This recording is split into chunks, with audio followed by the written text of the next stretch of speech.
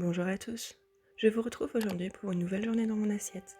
Mais petit changement, toujours pas de petit déjeuner, mais par contre plus de thé vert.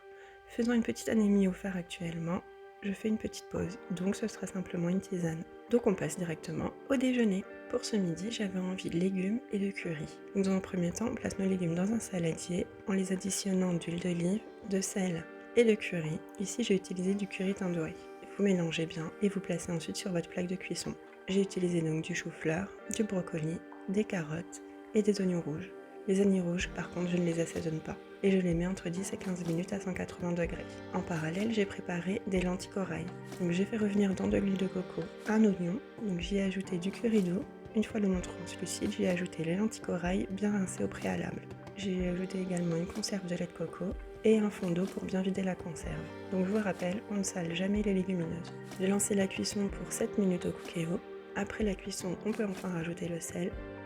Je n'avais pas assez rajouté de liquide en début de cuisson, donc j'ai rajouté un petit peu d'eau pour allonger un petit peu la sauce. Et en troisième préparation, un riz au curcuma. Donc j'ai fait revenir le riz rapidement dans un petit peu d'huile de coco. J'ai ensuite rajouté le curcuma et le sel. J'ai couvert d'eau et j'ai cuit pour environ une dizaine de minutes. J'ajoute du poivre pour augmenter les bienfaits du curcuma, et aussi parce que c'est bon. Il ne lui reste plus qu'à servir dans un bol, et c'est parfait. Si vous avez la main un petit peu trop lourde sur le curry, ou si vous le trouvez un petit peu trop fort, vous pouvez ajouter du lait de coco directement dans votre assiette. Ce que j'aime avec ce genre de plat, c'est qu'on peut le faire en grande quantité pour avoir des restes sur plusieurs jours. Pour le dessert, on avait envie de fraîcheur, donc j'ai simplement passé au blender des fruits surgelés avec du lait végétal et un trait de sirop d'agave. Ça faisait comme si nous avions des yaourts à boire, c'était frais et c'était très bon. À tester si vous ne l'avez pas déjà fait. J'en ai fait un à la myrtille et un deuxième à la cerise. Pour le goûter, des cookies. Donc j'ai fait fondre 130 g de margarine. J'y ai ajouté 150 g de sucre complet parce que je n'avais plus de cassonade, mais je vous conseille 100 g de cassonade et 50 g de sucre complet si vous avez les deux. On fouette bien pour faire fondre les sucres. On ajoute ensuite une cuillère à soupe de vanille et une demi-cuillère à café de bicarbonate. On continue le mélange. On ajoute ensuite 240 g de farine. Là, on arrête le fouet et on passe à la cuillère en bois. J'ai ensuite ajouté 150 g de chocolat en morceaux.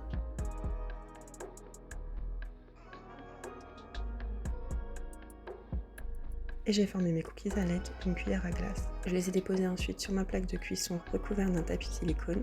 Donc j'ai fait la moitié simplement au chocolat et pour la deuxième moitié, j'ai rajouté des myrtilles parce que ce sont mes préférés. On les passe 10 minutes à 190 degrés et voilà, ils étaient parfaits. Si à la sortie du four vous avez l'impression qu'ils ne sont pas cuits, c'est normal. Il faut simplement les laisser tiédir, voire refroidir pour qu'ils se figent bien. Si vous les cuisez trop longtemps, après une fois refroidis, ils sont beaucoup trop durs. Regardez-moi ça, ils sont tellement bons. Pour le dîner, j'ai préparé des gaufres salés accompagnés d'une salade. Donc il faut mélanger 200 g de farine avec un sachet de levure chimique.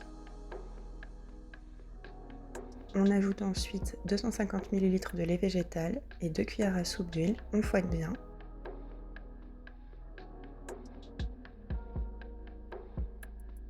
Une fois que la pâte est bien lisse, on peut rajouter une demi-cuillère à café de sel. Ici, j'ai ajouté de l'origan, des tomates séchées et du brocoli cuit préalablement à la vapeur. Après, les gaufres salées, c'est un peu comme les cakes, vous y mettez ce que vous avez dans votre frigo, tout simplement, ça marchera à tous les coups. Vous pouvez la préparer à l'avance et la laisser reposer, ou alors l'utiliser immédiatement comme j'ai fait.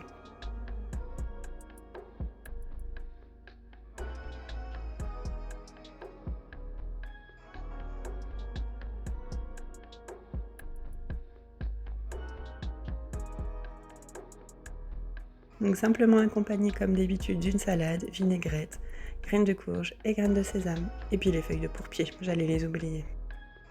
J'espère que toutes ces recettes vous auront plu. Si c'est le cas, un petit like comme d'habitude, ça fait toujours plaisir. Abonnez-vous si ce n'est pas déjà fait et à très bientôt.